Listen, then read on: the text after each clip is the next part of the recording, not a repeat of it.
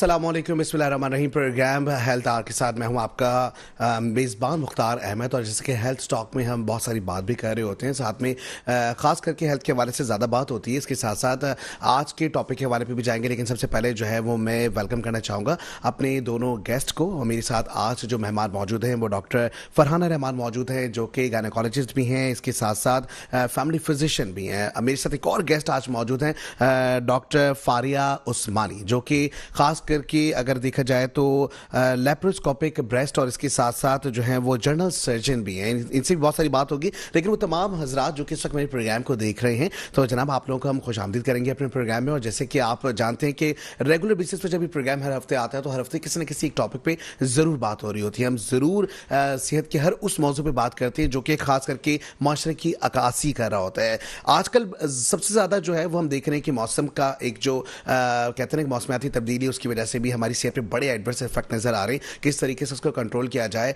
पूरी दुनिया में मौसमियाती तब्दीली की वजह से हम देख रहे हैं बड़े इकदाम किए जा रहे हैं। अगर हम बात करें सेहत के हवाले से, तो क्या इस शोबे में किसी किस्म का कोई इकदाम किया गया है, या हमें खुद से कितना ज़्यादा केयरफुल होना पड़ेगा अब, या किस तरीके से अपनी रूटीन को मैनेज करना पड़ेगा, ये सारी बातें आज होने वाली हैं। दूसरी चीज़ ये कि हम ये देख रहे हैं कि मनीशियात, जिस तरीके से हम देख रहे हैं कि पाकिस्तान में बड़ा ज़्यादा रुझान जो है उसका बढ़ा हुआ है, और वहीं पर हम देखते हैं कि जी लोग गुटखा, मावा और मुख्तलिफ चीज़ों को जो है वो इस्तेमाल करें, उसकी वजह से मुख्तलिफ बीमारियां तो हो रही हैं, लेकिन उसके साथ साथ स्टोन्स की प्रॉब्लम भी बहुत ज़्यादा हम देख रहे हैं कि जी लोगों को हो रहे हैं। इसके साथ बड़ी तकलीफ दे अमल होता है। ज़ाहिर है कि इलाज भी कराना ज़रूरी है, लेकिन वही वाली बात है कि मैं हमेशा से एक ही बात कहता हूँ कि जनाब एहतियात जो है वो इलाज से ज़्यादा बेहतर है। आप इतने पैसे खर्च करें और उसके बाद आप इलाज की तरफ जाएँ, फिर इलाज में भी डेफिनेटली आपको पूरा टाइम निकालना पड़ता है। फिर आप उसके बाद जाने के बाद अपने इलाज को भी फोकस करें, फिर उसके साथ साथ तकलीफ भी उठाएं, तो उस तकलीफ उठाने से बेहतर ये कि आप थोड़ी सी एहतियात कर लें। अच्छा जी, बिल्कुल मेरी ये बातें जो है वो चलती रहेंगी, लेकिन सबसे पहले मैं वेलकम करना चाहूँगा अपने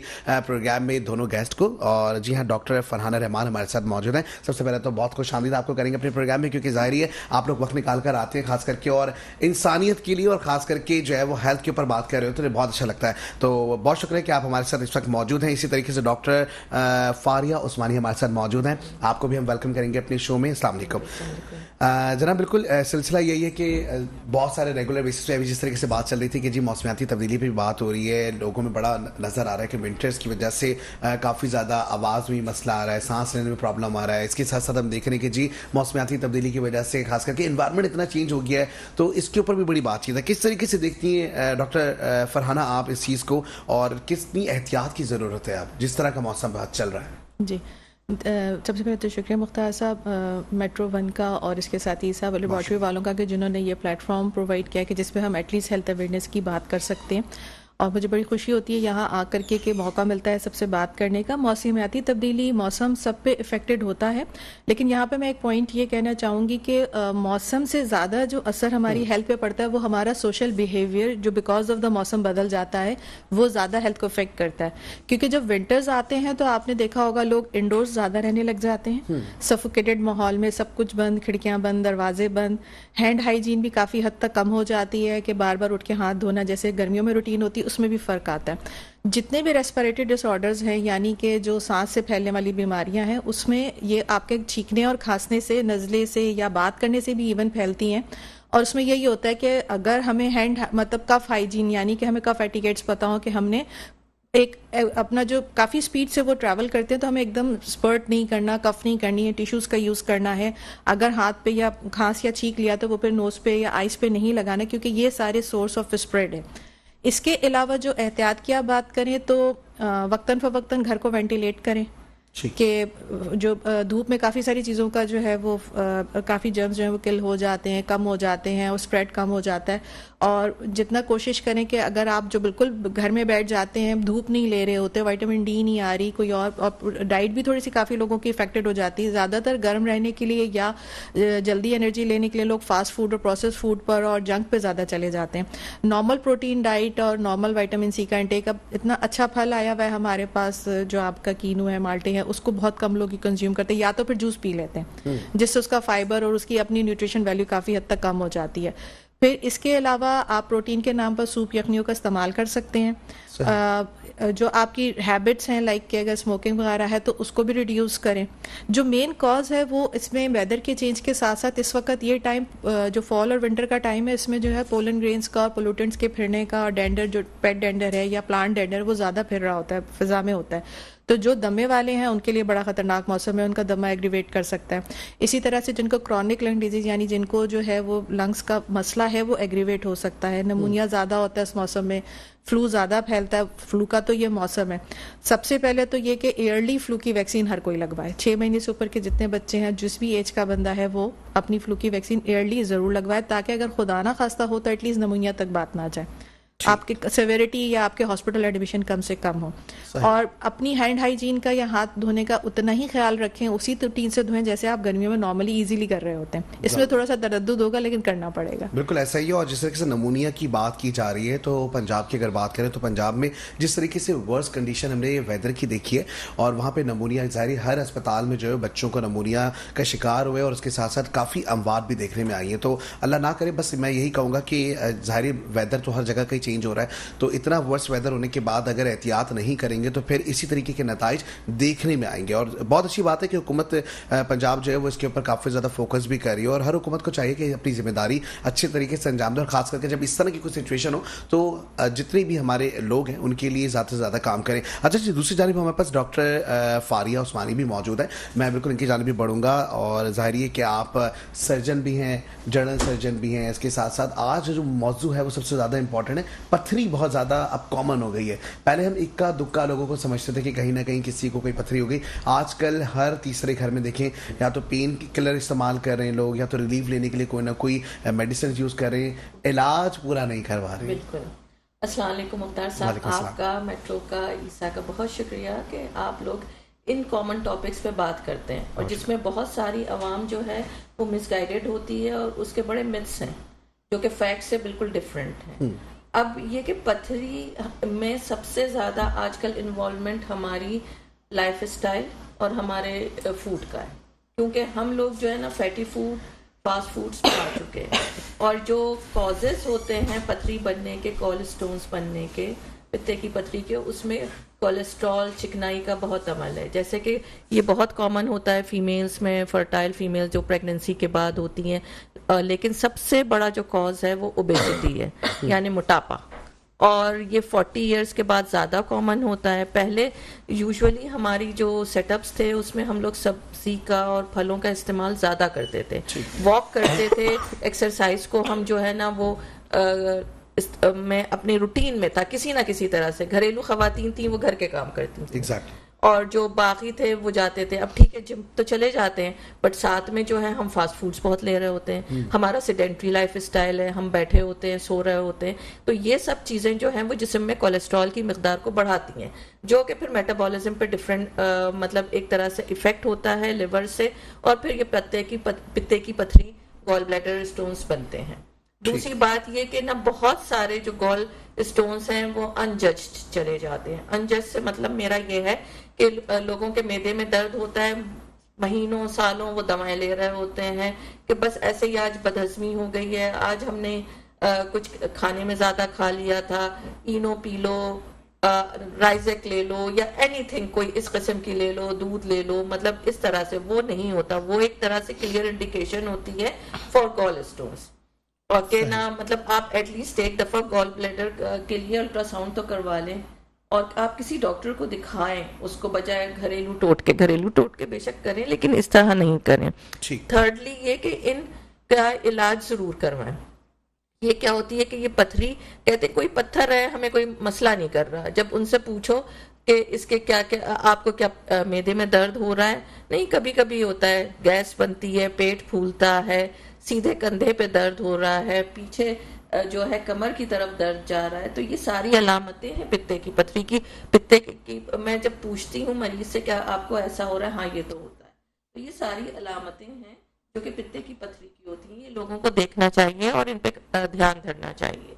फिर दूसरी बात ये कि साइलेंट गॉल स्टोन्स में जो है ना 2% ऐसे स्टोन्स होते हैं जो आगे जाके कैंसर बन सकते हैं, उनको भी एड्रेस नहीं छोड़ना चाहिए, उनके लिए भी जो है ना आपको डॉक्टर को दिखाना चाहिए। अगर हम नहीं करते हैं बर वक्त इलाज तो ये कॉम्प्लिकेशंस पे चला जाता है। इसका इलाज सिर्फ और सिर्फ जो है वो पित्ता गॉल ब्लैडर रिमूव करना है। अब वो पुराना ज़माना हो गया है कि बड़े चीरे से होता है, वो सिर्फ किसी किसी केस में होता है, किसी हज़ारों लाखों किसी एक केस में, जिसमें कुछ इस तरह की कॉम्प्लिकेशंस या एनाटॉमिकल पोजीशन इस तरह की होती है कि वो लेप्रोस्कोप से नहीं हो सकता।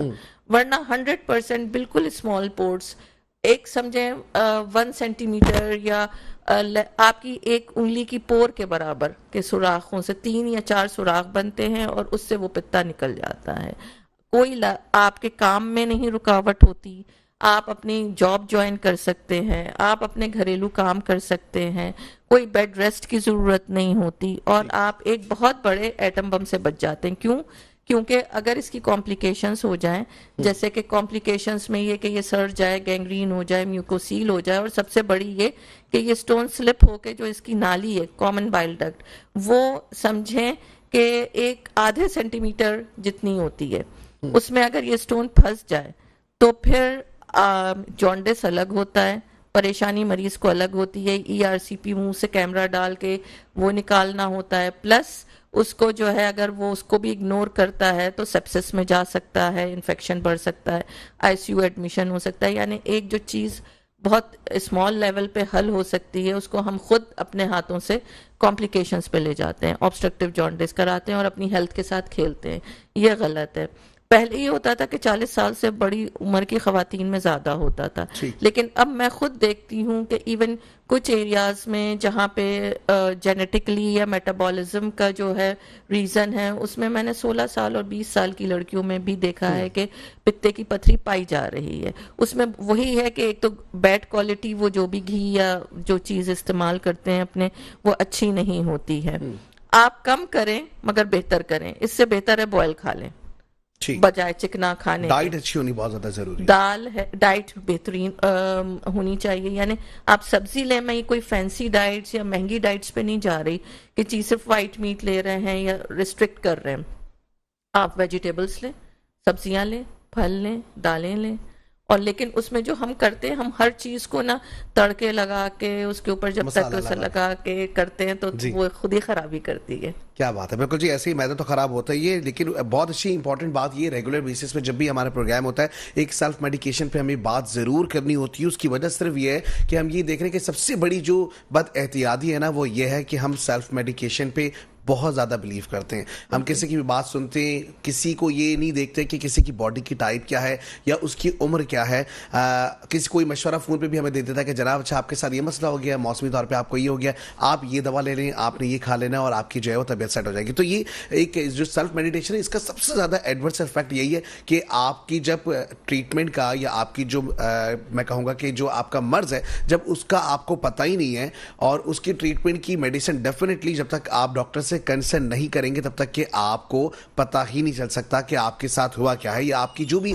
एज ब्रैकेट है उसमें जरूर। दूसरी चीज मोस्ट इंपॉर्टेंट जो कि खाने की बात की गई बहुत अच्छी तरीके से, डॉक्टर फरहाना ने और डॉक्टर फारिया दोनों ने बताया कि जी डाइट का बड़ा इंपॉर्टेंट रोल है। विटामिन सी की बात हुई तो विटामिन सी पे बहुत अच्छी बात की फरहाना साहबा ने कि आजकल मौसम जो है वो कीनों का है और लोगों को खाना चाहिए। मैं यही बात कहता हूं कि कुदरत ने एक बहुत बड़ा निजाम बनाया, दिन बनाइए, रात बनाइए। जिस तरीके से अगर डाइट की बात करते हैं या अगर हम अपनी बॉडी टाइप की बात करते हैं तो भाई अगर रात सोने के लिए बनाई तो रात में सोना जरूरी है। 6 से 8 घंटे हमें अपनी हेल्दी लाइफ के लिए सोना जरूरी होगा। इसी तरीके से अगर बात करें कि खाने पीने के हवाले से तो जाहिर अल्लाह ताला ने जब ये मौसम दिए हैं और मौसम के साथ साथ हमें फल सब्जियां भी दी हैं तो जाहिर इसके पीछे भी बहुत बड़ी एक साइंस है या इसके पीछे भी एक बहुत बड़ी कुदरत का निज़ाम है जो कि पोशीदा है कि हमें सर्दियों में जाहिर अब जो मौसम चल रहा है इसमें हम कीनू ही क्यों खा रहे हैं। डेफिनेटली उसका कोई ना कोई ताल्लुक है। जैसे हम मौसम देख रहे हैं चेंज हो रहा है तो अल्लाह ने उसका नेमो बदल दिया कि अगर आपको कोई चीज़ प्रॉब्लम कर रही है तो उसके लिए आपके पास ये है। अच्छा, एक और बड़ा ट्रेंड हम देखते हैं कि लोग जिस कहते हैं ना कि सीजन में जो सीजनल फ्रूट होता है उसको अवॉइड करते हैं, दूसरे मौसम में खा रहे होते हैं। मैंगो देखिए, आप देखिए जी मसनूई तरीके से आपको सर्दियों में मिल जाएंगे। बचपन से हम देखते हुए आ रहे हैं कि जी गर्मियां शुरू होंगी तो वो होता था कि जनाब वो प्रॉपर कैरियां होंगी होगी और फिर वो नहीं। अब वो मैं देख रहा हूँ वो सारी चीजें खत्म हो गई, बात वही प्रोसेस फूड पे आ गई है। आजकल हम देखें डब्बे के अंदर वही फ्लेवर मौजूद होता है, लोग उसी पे पी के जी रहे हैं। कितना ज्यादा एडवर्स इफेक्ट करता है बॉडी पे ये जो हमारी प्रोसेस फूड है, ये जो डब्बे वाले केमिकल आ गए हैं। मुख्तार, इसमें देखें सबसे बड़ी बात है प्रोसेस्ड का मतलब क्या है कि जो काम आपकी आंत ने करना था वो 50% काम तो उस फूड में हुआ हुआ है। तो जब आपकी जो नॉर्मल आपका मेटाबॉलिक सिस्टम है जिसके थ्रू वन बाय वन चीज़ें एक एक करके ब्रेक डाउन होंगी और अब बॉडी अपना अपना पार्ट लेके रिमेनिंग को वेस्ट को बाहर भेजेगी, वो आधे से ज़्यादा तो वो प्रोसेस्ड हुआ हुआ है। एनर्जी तो आपको उसमें समझे 50% वैसे ही नहीं मिलेगी। फिर इट लीड्स टू कि आपको फिर फौरी तौर पर फिर भूख भी लगती है, आप ज़्यादा कंज्यूम करते हैं जंक फूड। फिर उसके बाद आपको जो है वो कॉन्स्टिपेशन के मसाइल, डायरिया के मसाइल, इनडाइजेशन के मसाइल, मेल अब्जॉर्प्शन, मेल न्यूट्रिशन, ये सारी चीज़ें जब जाती हैं और ईजिली मिल जाता है तो आपको उठने मतलब सेडेंट्री लाइफ स्टाइल को ज़्यादा प्रमोट करते हैं कि बैठे बैठे ये डब्बा निकाला और खा लिया, और आप उसके बाद दूसरा लिया वो भी इजीली अवेलेबल है वो भी कंज्यूम कर लिया, तो आपको ये भी अंदाजा नहीं हो पाता कि आप कितना ज्यादा क्वांटिटी में क्या चीज कंज्यूम कर रहे हैं। अच्छा, इसका एक और जो सिलसिला है ना, मैं इसको इस तरीके से भी देखता हूँ कि सोशल मीडिया के थ्रू ना चीज़ें बहुत ज़्यादा हम देख रहे हैं कि एडवर्स तरफ जा रही है। हमने अपनी जो ओरिजिनल लाइफ, ऑर्गेनिक लाइफ है ना, उसको भूल के हम बहुत ज़्यादा आर्टिफिशियल लाइफ की तरफ चले गए। ठीक है, लग्जरी लाइफ का होना सही है, आपके पास अगर बहुत कुछ आप करें। बहुत सारे मैंने ऐसे लोग भी देखे जो कि मैं कहूँगा बहुत अमीर है लेकिन उनका लाइफ स्टाइल बहुत ही सिंपल देखा है, इतना सादा देखा है कि वो घर में वही पका हुआ, जिस तरह बॉयल आपने कहा कि वो उसी फूड को इस्तेमाल करते हैं और उसके साथ साथ उनकी अपनी लाइफ स्टाइल चल रही होती है। तो यहाँ सबसे इंपॉर्टेंट चीज़ ये है कि सोशल मीडिया पे प्रोसेस फूड को जो है वो हाईलाइट ज़्यादा किया जा रहा होता है, ईजी वे दिखाया जा रहा होता है। अब हम ये मतलब ये वो सारी चीज़ें जो कि हमारी लाइफ स्टाइल, हमारे इन्वायरमेंट से मैच नहीं करती हैं। हम कैसे इस चीज़ को अडेप्ट कर लें। अडेप्टेशन ठीक है इंपॉर्टेंट, लेकिन कुछ टाइम के लिए मैं कहूँगा कि इस सिर्फ अपनी तस्वीरों की हद तक आप कर लें, चलें, लेकिन ये है कि रेगुलर बेसिस के ऊपर अगर आप उसी चीज़ का इंटेक करते रहेंगे तो डेफिनेटली एक वर्स्ट कंडीशन ऐसी आएगी कि डॉक्टर के साथ तो क्या, बल्कि डॉक्टर भी है फिर आपका साथ नहीं देगा। बल्कि ये कि प्रोसेस्ड फूड इनिशियली जब आया था तो फॉर इमरजेंसी कंडीशन से आया था कि जब कोई मतलब ऐसा हो, ये नहीं कि आप उसे डेली रूटीन में बना लें। और प्लस इसमें ना केमिकल्स और प्रिजर्वेटिव्स होते हैं जो कि अगेन आपके ना बॉडी के ऑर्गन्स पे ना एडवर्स इफेक्ट कर रहा है। अब ये देखिए ना कि बच्चों को हम लोग देख रहे होते हैं कि स्कूल गोइंग जो हमारे कैंडिडेट्स होते हैं, बच्चे होते हैं, अब पेरेंट्स ऐसे हो गए हैं कि जी सुबह सुबह मैंने खुद देखा है कि बजाते खुद कि जी मैगी नूडल्स जो होते हैं, खैर मैं किसी ब्रांड का नाम नहीं लूँगा, कि वो सुबह सुबह 3 मिनट के अंदर बनाया, वो रेडी टू कुक है, वो बना के दे दिया। और हालांकि मैं अगर पुराने ज़माने पर जाऊँ तो घरों से जो है वो वालदैन जो है वो पराठे भी, स्लाइस सब कुछ बना के दे रहे होते हैं, बिरयानी इवन दे देते थे, घर की चीज़, घर का सालन रोटी दे देते थे, वो दैट वाज इक्वली गुड। क्योंकि नूडल्स के बारे में तो भी कहा जाता है कि वो डाइजेस्टेबल इतना इजीली नहीं, स्पेशली जो मैदे की, वो ये कि नॉर्मल आटे से आपने मैदा छान के निकाल लिया तो अक्सर बच्चों को आपने देखा होगा कि हर दूसरा बच्चा कॉन्स्टिपेटेड है, हर दूसरा बच्चा जो वो ग्रो नहीं कर रहा क्योंकि कॉन्स्टिपेशन की वजह से उसकी फूड हैबिट्स और डाइट बिल्कुल जीरो हुई हुई है। एक वक्त में वो जंक खा रहा है, दूसरे वक्त में वो 2 दिन कुछ भी नहीं खा रहा बिकॉज ऑफ कॉन्स्टिपेशन। लेथार्जिक हैं बच्चे, सुस्त हैं, एनर्जी नहीं है उनके अंदर।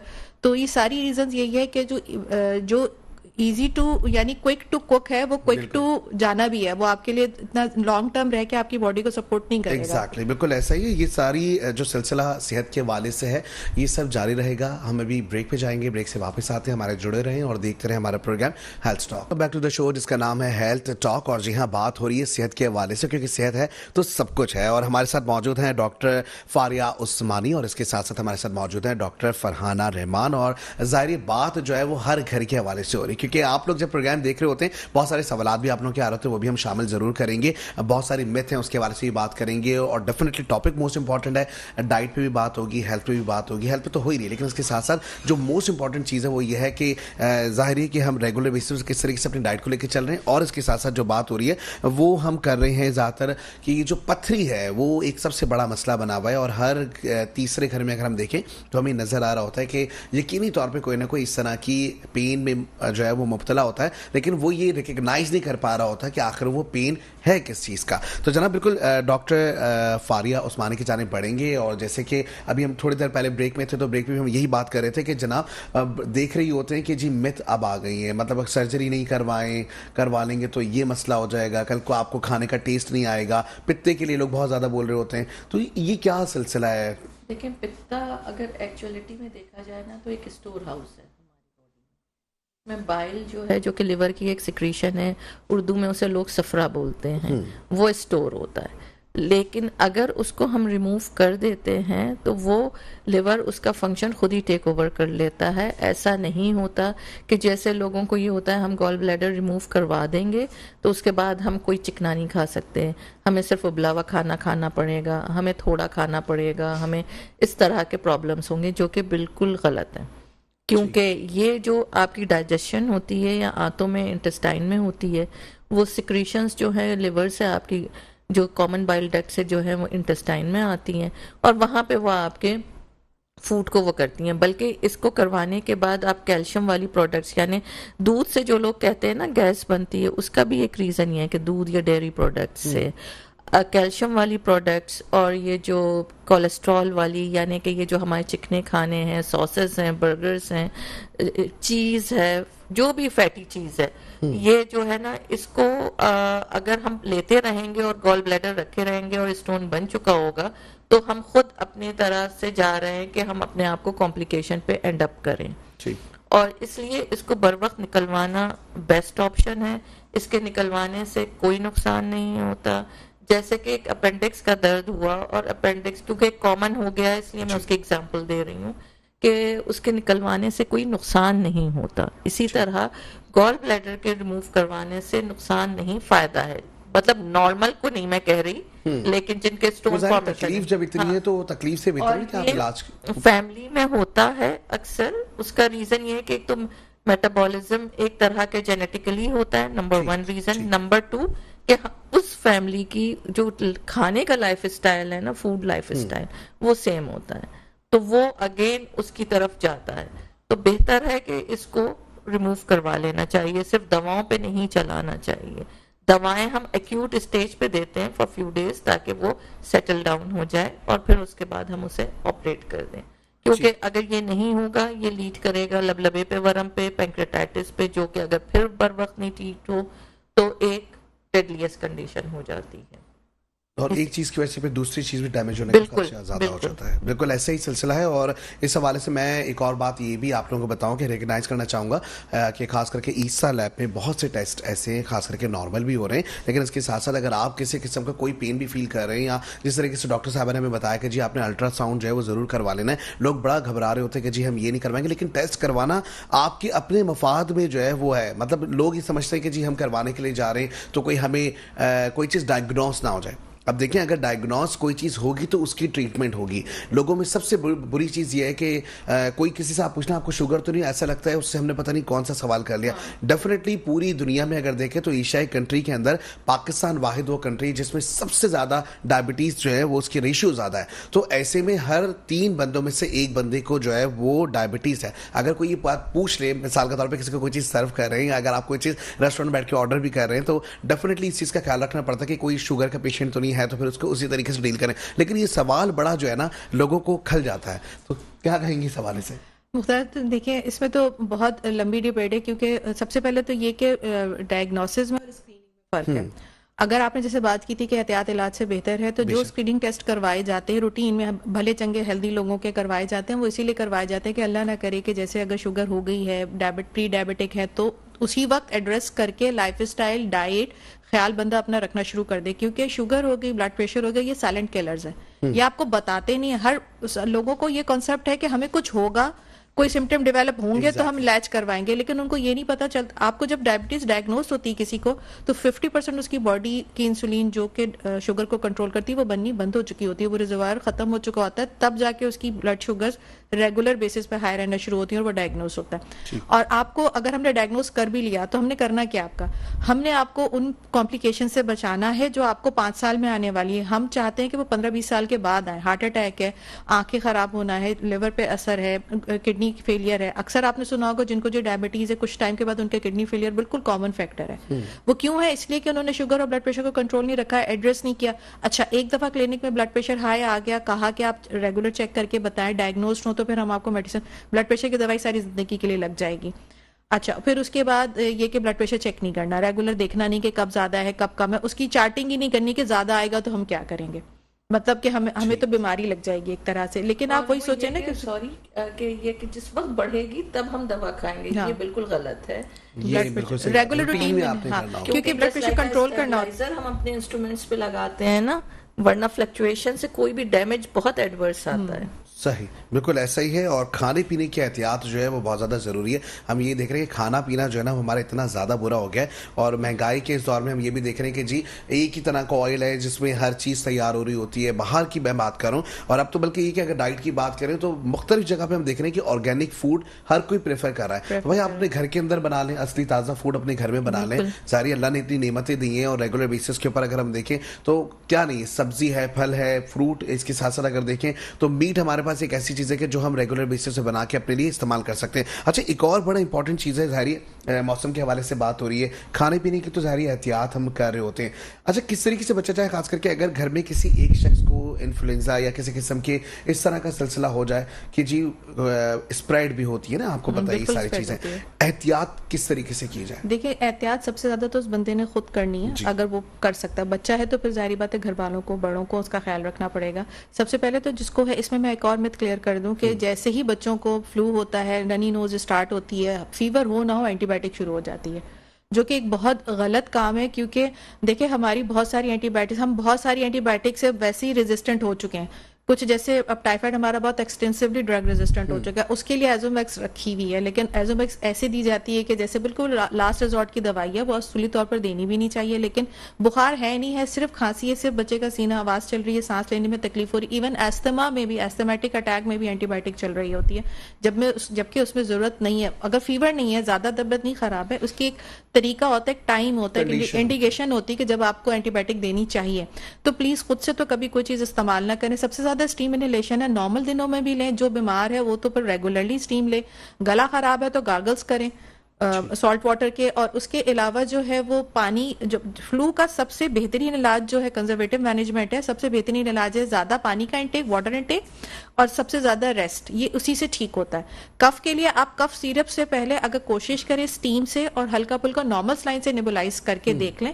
फिर अगर कोई ऐसी कंडीशन है तो फिर आप कफ सिरप्स पर जाएं। कफ सिरप्स भी खुद ही शुरू हो जाते हैं, एंटीबायोटिक्स भी खुद ही शुरू हो जाती हैं। और फिर अच्छा खासा जब वाकई बच्चा बीमार होता है तो वो ऑलरेडी 2 या 3 कोर्सेज कर चुका होता है एंटीबायोटिक के, तो वो बहुत मुश्किल हो जाता है हैंडल करना। और वही कफ एटिकेट से कि आप छींकें या खांसें, तो अगर आपके पास कोई टिश्यू, कोई चीज़ नहीं है तो अपने एल्बो के उसमें खांसें। और उसके बाद ये कि आप अपने हाथ धोएं, अपने नाक, कान, उसको आंख को मुंह लगाने, हाथ लगाने से पहले आपके हैंड वॉश हो। किसी और से अगर कोई खांस छींक रहा है तो उससे डिस्टेंस रखें, वेंटिलेट करें। इसी हवाले से लाहौर में देखा जाए तो लाहौर में उल्टा करना है, क्योंकि लाहौर में मसला एयर का है। तो जब आप घर में हो तो आपने कोई बाहर की एयर अंदर नहीं आने देनी है। और जब आप बाहर काम करने निकले, कोशिश करें कि अवॉइड करें काम, नहीं अगर जरूरी है करना तो फिर उसमें बीच में रेस्ट पीरियड्स लें। बहुत ज्यादा ओवर एक्सर्जनल काम या एक्सटर्नल एक्सरसाइज बहुत ज्यादा ना करें। और मास्क तो डेफिनेटली है ही है। जब भी आप बाहर निकलेंगे, स्मॉग जो है वो ये कि स्मोक और फॉग दोनों मिलकर लाहौर का बेड़ा गर्क हुआ हुआ है, तो उसको आप अवॉइड ऐसे ही कर सकते हैं। गवर्नमेंट तो अपना काम कर रही है, हमें अपने तौर पे भी अपनी एहतियातें करनी है। बिल्कुल ऐसा ही है, बहुत अच्छी बात है कि एहतियात जो है वो हमने खुद करनी है। कोई आके हमें नहीं बताएगा कि जनाब आप इस तरीके से एहतियात करें। बिल्कुल, डॉक्टर फारिया उस्मानी की जानिब में पढ़ेंगे और ज़ाहिर ट्रीटमेंट पे बात करेंगे। सर्जरीज़ के ऊपर अब हम आ जाते हैं कि सर्जरीज़ ठीक है इंपॉर्टेंट है, और आपने जिस तरीके से बताया कि बहुत आसान तरीक़ेकार है, लेकिन लोगों को होता है अब सर्जरी हो गई है, सर्जरी के बाद जो है वो अब हम बड़े ज़्यादा नाजुक हो गए, हम कुछ उठा नहीं सकते, हम ज़्यादा कुछ टहल नहीं सकते। ये एक मिथ बहुत ज़्यादा हो गई है। एक हेल्दी लाइफ स्टाइल में अगर एक शख्स है ना, और वो अगर रेगुलर बेसिस के ऊपर वो वॉक भी करता है, जॉगिंग भी करता है, तो अब उसके बाद जब वो जिम भी जा रहा है, तो जब उसको इस तरह का कोई प्रॉब्लम हो जाए, वो सर्जरी वगैरह करवा ले, तो उसके बाद वो अपने आप को समझता है कि जब मैं वीक हो गया हूँ, मैं दूसरों से बहुत मुनफरिद हो गया हूँ। तो इस मिथ को किस तरीके से देखती है, और इसको ज़रा ख़त्म करने के लिए लाजमी मशवरा दीजिए। देखें, एक तो ये बात है कि जो भी कंसल्टेंट है या जिसके पास वो जा रहा है, ये उसकी सबसे पहले ड्यूटी है कि ये बात ना पेशेंट को क्लियर करे कि ना अर्ली डिस्चार्जेस। इसीलिए अब लेप्रोस्कोपी डे केयर सर्जरी के तौर पे हो गई है। डे केयर सर्जरी में ये, क्योंकि इसमें मसल हम कट नहीं करते, मसल स्प्लिट करते हैं, और स्प्लिट करके सिर्फ हम उसके अंदर पोर्ट एंटर करके कैमरा या अपने इंस्ट्रूमेंट सेंटर करते हैं। तो इवन पेशेंट जो है 1-2 दिन के बाद अपनी जो भी ऐसी फिजिकल एक्टिविटीज़ हैं वो कर सकता है, उसे कोई रेस्ट की ज़रूरत नहीं है मेडिकली। ये बात बहुत क्लियर होनी चाहिए। रही बात जो पहले होती थी कि मसल कट करके होती थी, या ओपन सर्जरी, या जो कन्वेंशनल मेथड था पहले, जिसको अब हम लोग इतना ज़्यादा पसंद नहीं करते हैं सिवाय मजबूरी के, उसमें हाँ ठीक है कि आपको वेट लिफ्टिंग वगैरह, लेकिन वो भी फॉर लिमिटेड टाइम, 6 वीक्स लेके क्या आप नहीं करें, बाकी आप अपनी एक्टिविटीज करेंगे, चलेंगे फिरेंगे, उठेंगे बैठेंगे, ये नहीं कि बिस्तर पे लेट जाना है, बल्कि बिस्तर पे लेटना एक तरह से बहुत सारी और मजीद कॉम्प्लिकेशंस को जन्म देता है एक तरह से, लाइक के उनका जो है ना वो ब्लड फ्लो नहीं होता है इतना अच्छा, स्टेसिस होती है, एमआई या हार्ट अटैक होने के चांसेस होते हैं, पल्मोनरी एम्बोलिज्म होने के चांसेस होते हैं। तो मेरा ये होता है चाहे ओपन हो चाहे लेप्रोस्कोपिक हो, मैं ये कहती हूँ पेशेंट से कि नहीं अगले दिन लाजमी उसे घर जाना है। वाई? इसलिए कि घर में ना उसे मजबूरन उठना पड़ेगा। सही। हॉस्पिटल जो लंबे लंबे दिनों के लिए हॉस्पिटल में हॉस्पिटलाइज रहते हैं वो नहीं होना चाहिए।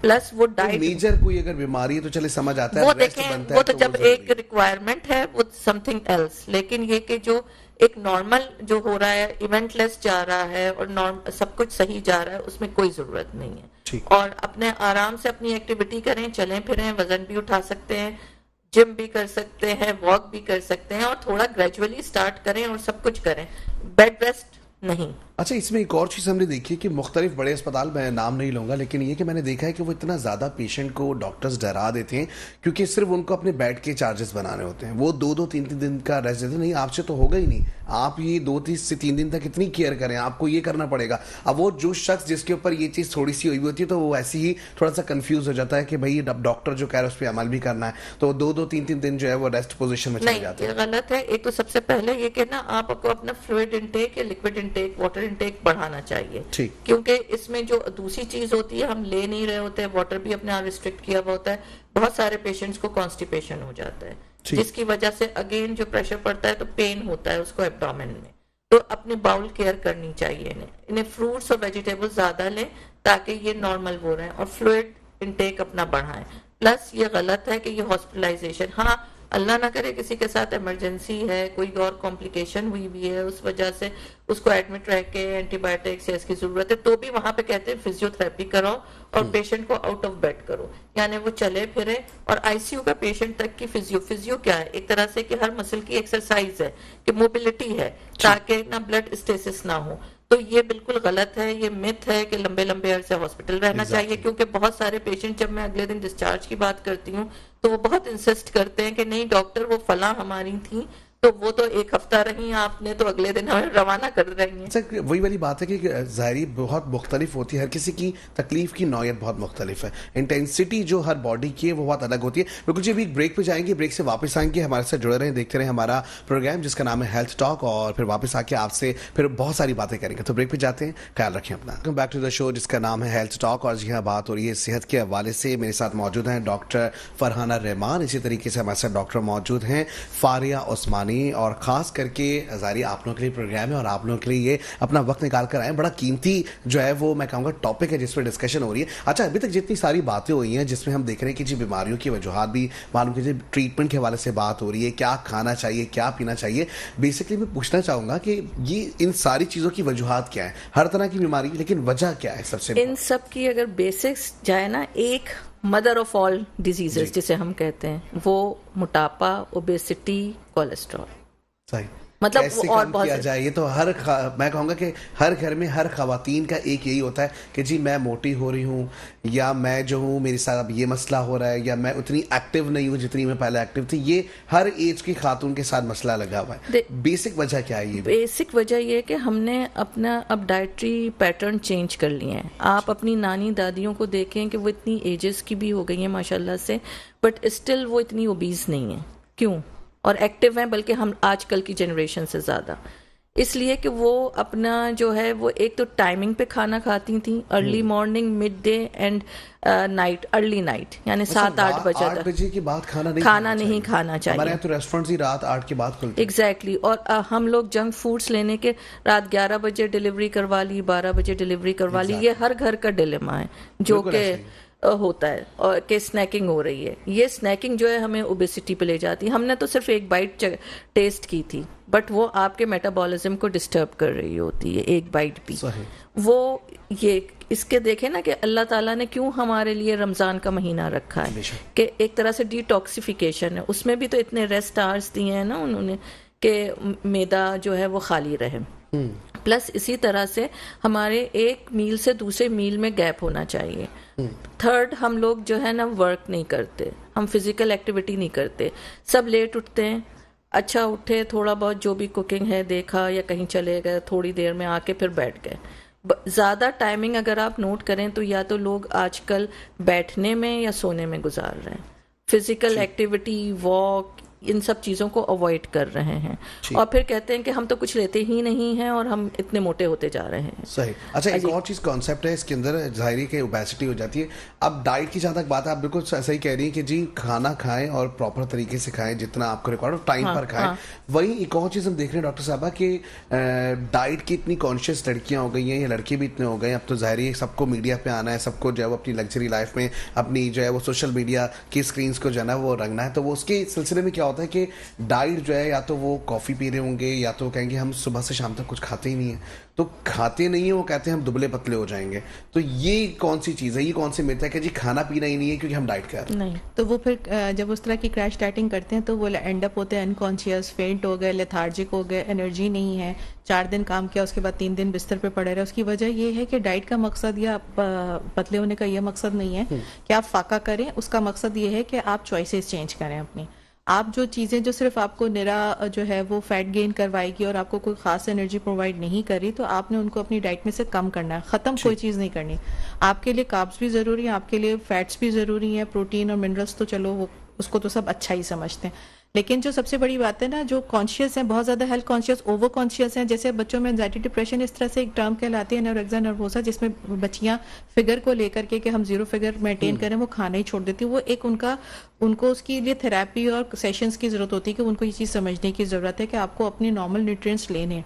दूसरा पॉइंट ये कि जैसे ओबेसिटी की बात की, ख़वातीन के हवाले से आपने खासतौर पर बात की मुख्तार, तो उसमें हमारी ख़वातीन में ये कॉन्सेप्ट होता है कि हम सारे घर का काम करते हैं, हम फिर भी हमारा वजन बढ़ रहा है। उसमें देखें, आप जो भी खा रहे हैं और जितना आप फिजिकल एक्टिविटी रूटीन में कर रहे हैं, आपकी बॉडी यूज्ड टू है, तो आपको एक्स्ट्रा कैलोरी जो है उसमें बर्न नहीं हो रही, उसमें जो आप खा रहे हैं वो आपकी एनर्जी यूटिलाइज होगी, आप वहीं के वहीं हैं। अगर आपको वेट लॉस करना है और नॉर्मल हेल्दी रहने के लिए भी 30 मिनट्स वॉक 5 डेज वीक कम से कम करनी है।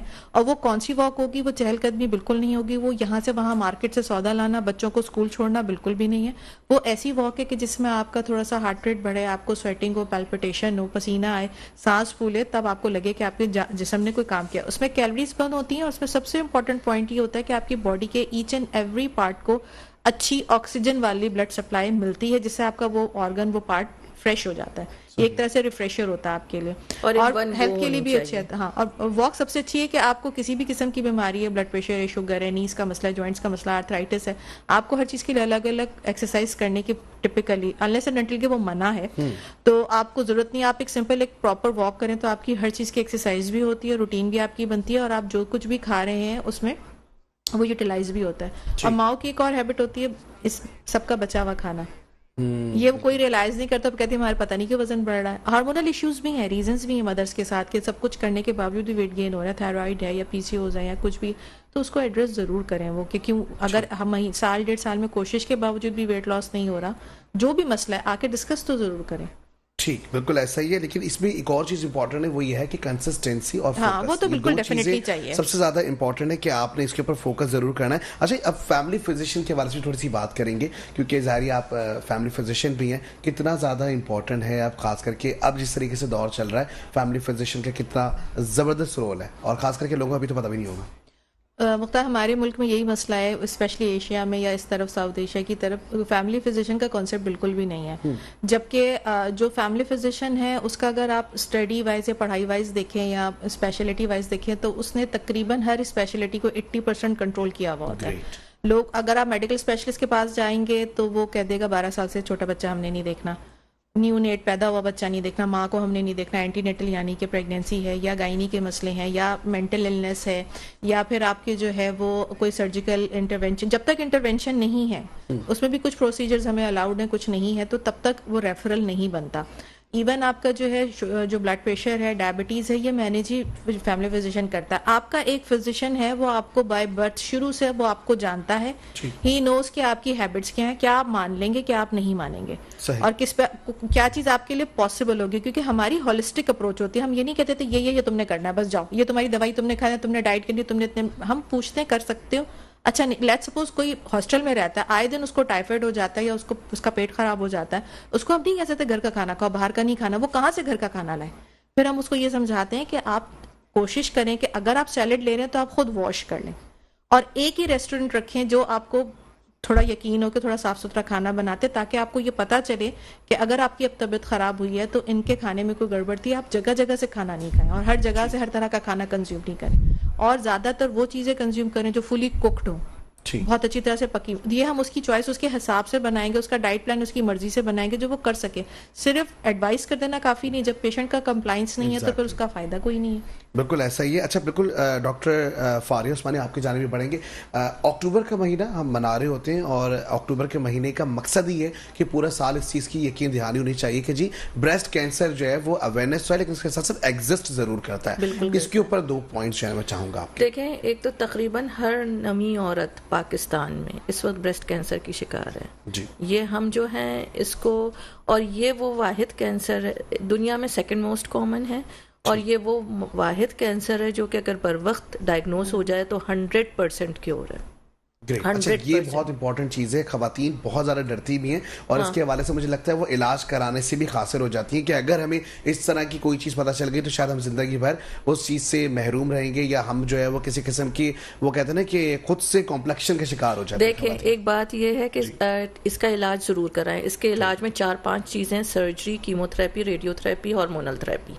इलाज कंप्लीट होने के बाद ठीक है कि वो एक तरह से बहुत ज़्यादा अपनी पर्सनैलिटी जिसे कहते हैं उनके अंदर कॉम्प्लेक्सेस आ जाते हैं, तो उसके लिए बहुत सारे वेज हैं। आपका अपना फैट डाला जा सकता है, ब्रेस्ट इम्प्लांट डाले जा सकते हैं, उसके अलावा मसल से हम रिकंस्ट्रक्शन बिल्ड कर सकते हैं। नोबडी कैन जज कि ना इनका ब्रेस्ट नहीं है, लेकिन पहले अपने आप को इलाज के लिए सबमिट लाजमी करें। उसमें भी जो है ना, ये हमारा लाइफ स्टाइल, ओबेसिटी बहुत कॉमन फैक्टर है। एक तो खुद कंट्रोल करें, नहीं है तो एटलीस्ट आप किसी से कंसल्ट करें। उसके बहुत सारे प्रोसीजर्स भी होते हैं, जैसे हम भी करते हैं कि हम लाइपोसेक्शन कर रहे हैं, एब्डोमिनोप्लास्टी कर रहे हैं, स्लीव गैस्ट्रेक्टमी कर रहे हैं, तो ये भी करवा सकते हैं। लेकिन ये कि आप पहले अपने आप को ये रियलाइज करें, सबसे पहले हमारे यहाँ की खवातीन और मर्द भी, ये नहीं कि ये सारी चीजें सिर्फ खवातीन का ही मसला है। एग्जैक्टली। और मेल में भी ब्रेस्ट कैंसर 1% में होता है, बट जाहिर है कि फीमेल्स में ज्यादा होता है। बिल्कुल ऐसा ही है, और बिल्कुल वक्त जो है हमारे पास बहुत ही कम है। मैं चाहूंगा कि जाहिर बहुत सारी इन्फॉर्मेशन ऐसी है जो कि पूरी कोशिश करते हैं कि 1 घंटे के इस प्रोग्राम में आप लोगों तक पहुंचाएं आपके सवाल जो होते हैं, जो आप लोग हर रेगुलर बेसिस के ऊपर जो हमारे पास सोशल मीडिया पे पूछ रहे होते हैं, तो उसके हवाले से भी आगाही जरूर दी जाए। मैं चाहूंगा, बहुत शुक्रिया अदा करूंगा आप दोनों गेस्ट का कि आप लोग हमारे साथ मौजूद थे। जाने से पहले चाहूंगा कि आप छोटा सा जो है वो एक मैसेज हमारी जो जितने लोग व्यूवर्स हैं उनके लिए जरूर दें। जी, मेरा मुख्तार आज के टॉपिक के हवाले से, और आपने जनरल फिजिशियन की बात की थी, मैसेज मेरा सिर्फ यही है कि प्लीज़ डॉक्टर्स शॉपिंग ना करें, क्योंकि आप जितने डॉक्टर्स बदलते हैं उतने ही आप रुलते हैं, और आपकी बीमारी का डायग्नोसिस और इलाज प्रॉपर टाइम भी वेस्ट होता है उसमें बहुत ज़्यादा। अगर आप एक चीज़ से सेटिस्फाइड नहीं है या आप क्योर नहीं हुए तो दोबारा जाएं उस डॉक्टर के पास, और एक सेम डॉक्टर को और एक फैमिली फिजिशियन ज़रूर अपना रखें, जिससे आप हर तरह के, आप बेशक MI इम्प्लांट वो आपका स्टेंट भी डलवा लें, लेकिन आपने आना उसी के पास है ताकि वो आपकी और होलिस्टिक केयर करे, आपकी मेंटली भी और आपकी ओवरऑल हेल्थ, आपकी डाइट चेंजेस, आपकी इन सारी चीज़ों को एक जनरल फिजिशियन ही लुक आफ्टर कर सकता है, क्योंकि बाकी सब अपनी स्पेशलिटी का काम करके तो उनका फिर काम रहता नहीं है ना, उसको देखना कि वो पेशेंट के घर आके देखें कि उसका लाइफस्टाइल कैसा है, और अब इसकी वजह से वो कितने डिप्रेशन से गुजर रहा है, या अटेंडेंट केयर टेकर्स को कितने मसले हो रहे हैं, ये सब फैमिली फिजिशियन का ही काम है। सही, बिल्कुल। आप आखिर में मुझे बताएं, वो हमारी ऑडियंस को क्या मशवरा देना चाहिए? मैं ये मशवरा देना चाहूँगी कि सेहत बहुत, तंदुरुस्ती 1000 नेमत है, और अपनी हेल्थ का जो है ना बहुत ख्याल रखें, इग्नोर नहीं करें।